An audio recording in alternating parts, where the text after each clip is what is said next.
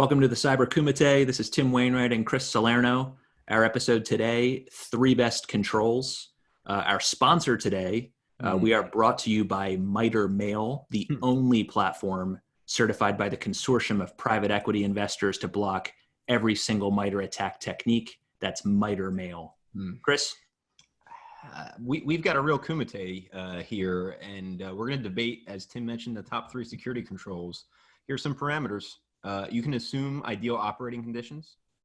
Full deployment in the environment doesn't mean the control is infallible. I think that part's pretty important because no control is infallible, just that they're fully implemented somewhere in the environment. Let's get right to it. Tim, do you want to start us off? Sure. My number one and my number two and three aren't necessarily in ranked order, but my number one, multi-factor authentication. Yeah, it's in my list. Go. The reason is for the very long time we've been doing pen testing and red teams and all things in between. This is just the number one perimeter hardening control. And the key here is we need to have it deployed everywhere. Yeah. The reason why this is on my list is I continue to see and feel on behalf of my clients that we are still squarely in the age of passwords. And I know that there's a lot of prophecy and scripture out there and would-be saviors telling us that passwords are going to go away, and it hasn't happened yet. Pretty much everywhere it hasn't happened yet, except in very, very small pockets. And so since we're in the era of the password, we need to make passwords that leak out of corporate environments as useless as possible. And nothing does that like MFA. Even some recent red teams you and I have overseen, we've seen how just single credentials retrieved via OSINT can be the beginning of the end, that initial foothold.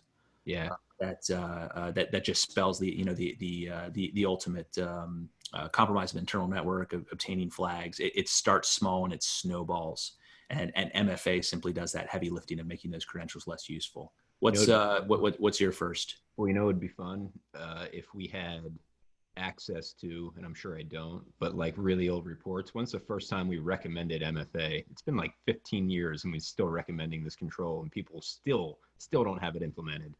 It's kind of wild. Yeah. Well, I mean, it's rare to not see it implemented at all. But there seems to still be, I feel like we're still doing a lot of education about the idea that it needs to be implemented everywhere, like VPNs, of course, other remote access portals, of course. But like, why are people still not putting this over all of their externally facing services? Well, not only is that important, but you've got to do it right. You can't just do it halfway. Halfway doesn't get you anywhere. Halfway is going to get you an attacker who's at least a little bit versed on how MFA works right past your MFA.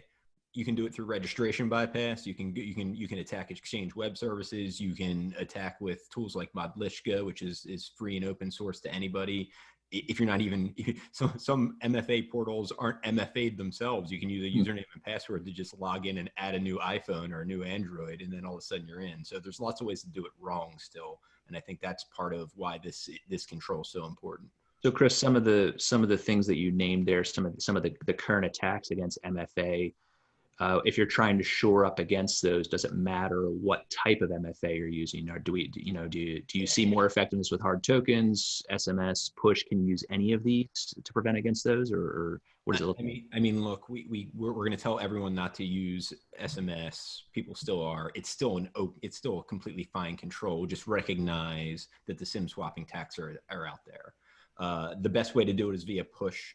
Push means you've got your phone and you've got the code on the phone, and you can send the response back. It's also the fastest way, so it makes it easier on the end user. Hard token, sure, but you've got to get it out. People lose them. It's a little bit more difficult, but there's nothing wrong with the security of the hard token. Less and less of that. I think I still have a drawer of powered down hard tokens. Nice. Those batteries are epically long. Yeah. I tried to recycle them, but then recyclers didn't know what they were. So all right, well, that's MFA. Let's move. In my list, at near top, if not top, was around endpoints. And I think what you think I'm going to say is EDR, and I am sort of, but I think we got lost in what the definition for EDR was, because the last two words of that are detection and response after the word endpoint. And I'm saying kind of forget about that for a second. Remember prevention, remember stopping the attack. That's also important. And we used to have AV out there that did that signature based. Sure, that works for some very basic attacks, but your EDR needs to be able to learn. It needs to be able to see what's going on. It has the heuristics to understand what an attack looks like, and it has to prevent. I was just on 2 incident response engagements, and if prevent was in, it was the difference between a 3-week long response and kicking the attacker out of the network to maybe a couple days if they would have had the prevent turned on within the EDR tool set. And Right. that's why it's top. Less pain is why EDR made it to, or prevent made it to my top. Well, endpoint's a funny space because we've had endpoint's one of the oldest controls that we have, having AV, as you mentioned, and it was one thing and it worked okay. And then then it stopped working well because of the sophistication of the attacks. And, I think it was a few years ago, Gartner has 5 different categories of endpoint defense techniques. I forget exactly what they called it, but like exploit mitigation, detection and response, prevention, and there was a couple others that nobody remembers because they didn't stick, right? But now it's all back together, right? So now we're expecting a single endpoint agent that's doing better prevention than we've ever had. And you're saying that's from your recent experience, your eyes have kind of been reopened to how important that is. And I think it's funny because we got so used to telling our senior management and boards that we can't prevent attacks from happening. So now we need to have detection and visibility and response. And I think that's still true. But what you're saying is, hey, that doesn't mean that prevention is pointless. In fact, prevention can be pretty good when it's fully turned on, and it's a heavy lifter, especially when you're neck deep in an incident. Exactly. And in these examples, the analysts saw the attack and they raised a flag. And there's bad stuff going on. I see it. And then it just kept going and going. Make it stop. They couldn't do anything. We have visibility into a real-time disaster, but we can't do anything to stop it. Yeah.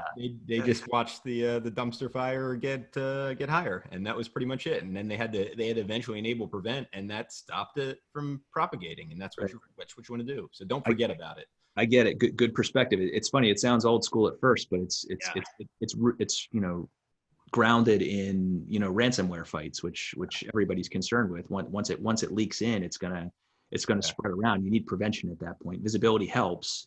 So I think we're saying the same thing here too. I mean, I had classic EDR on my list. If EDR is in fact classic, it's not. At least there's, in my view, multiple viable options for EDR and kind of full endpoint protection suites. I think a couple years ago, there was a lot of vaporware in the space. I think the good news now is a lot of them actually work. So that's good for CISOs who are buyers. Yeah. So Chris, we've talked about 2 good controls here: MFA, endpoint prevention and detection. What's your number 3 here?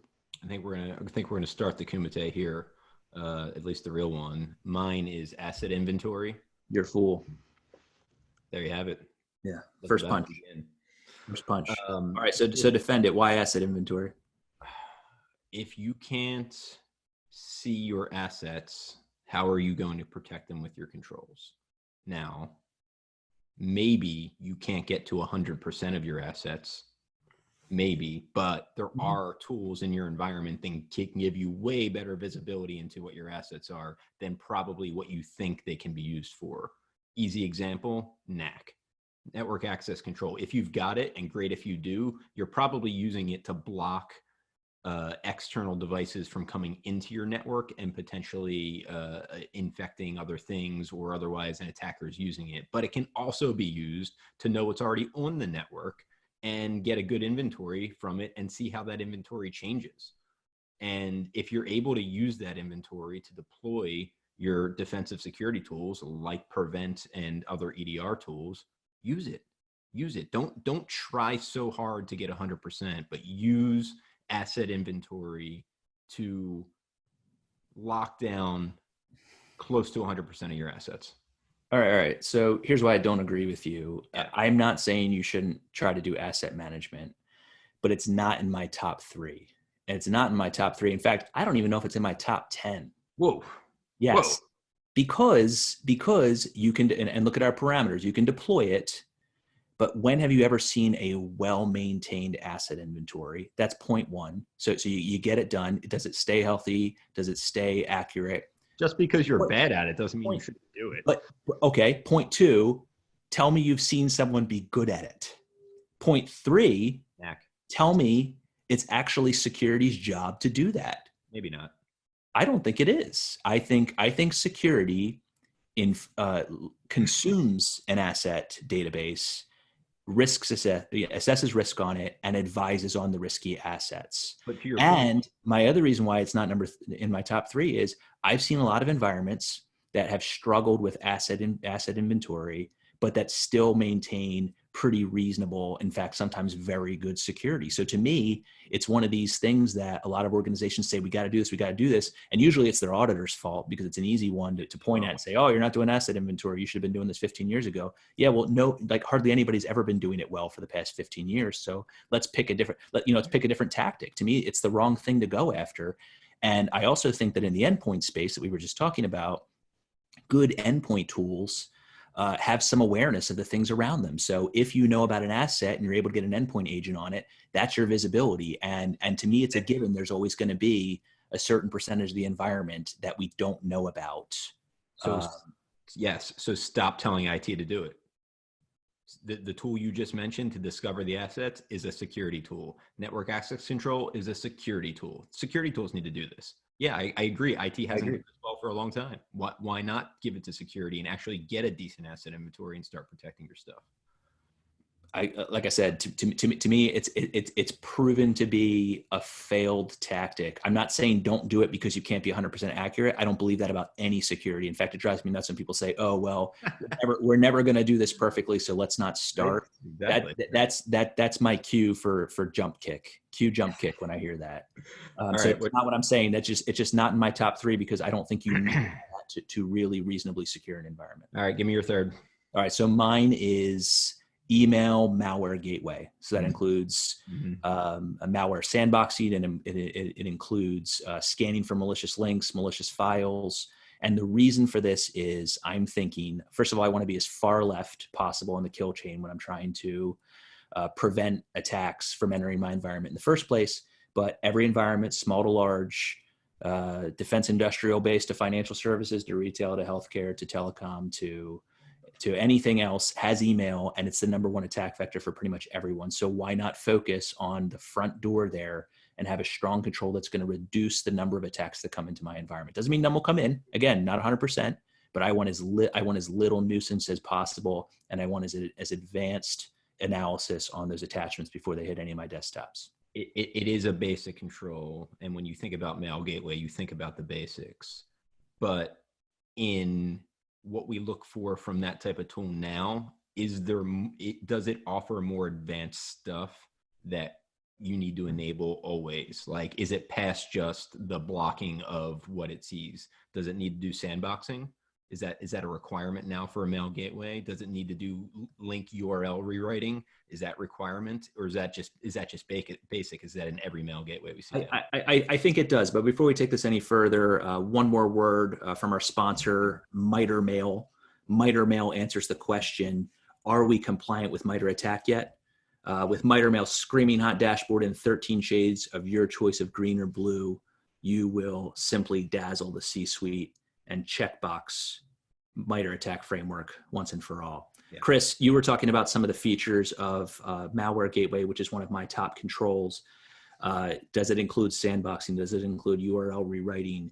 I say yes, yes, and yes, but I'm going to ask you, are there certain malware gateway controls that are just kind of vaporware that aren't really working very well anymore? Because when these things come out, they're very novel, but of course the attackers figure out how to bypass them and how to do different tricks, right? Are there any of these things that aren't working well anymore, or what tell me I'm wrong about this control?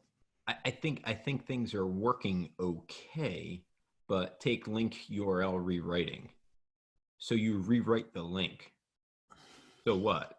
it has to do an additional analysis. So don't just enable like some of these features in the mail gateway. Once that link is executed, it's still going to do the same thing on the back end. It's still going to visit the website that it was supposed to visit. It's still going to grab the malware. Don't enable controls without the additional context around them that make people feel really good. Like, oh, this URL says something else than what it was before. What does that really mean? That's not a control. That's just vanity. So don't look at it and say it's just like MFA. If you're going to look at one of these controls, and this is why Mail Gateway is not in my top 3, it's basic. Of course you need it, but I don't think it gets you what you think it's getting you. I think you can still get a lot through a Mail Gateway. We do purple teams all the time, and we get links through and attachments through on every single purple team we do. So it provides you some security, some good stuff, but in the end, the attacker is going to get an attack through. Again, don't rip it out. Like don't not have one. That's just silly. But I don't know if it's in my top 3. All right. Well, let's agree to Kumite on this. All I know is that I would take my my mail gateway over your asset inventory any day of the week. So we're out of time for now. I'm Tim Wainwright, reminding you that I taught Chris everything he knows. And I'm Chris Salerno, and yet I know still very little about wine. Thanks all.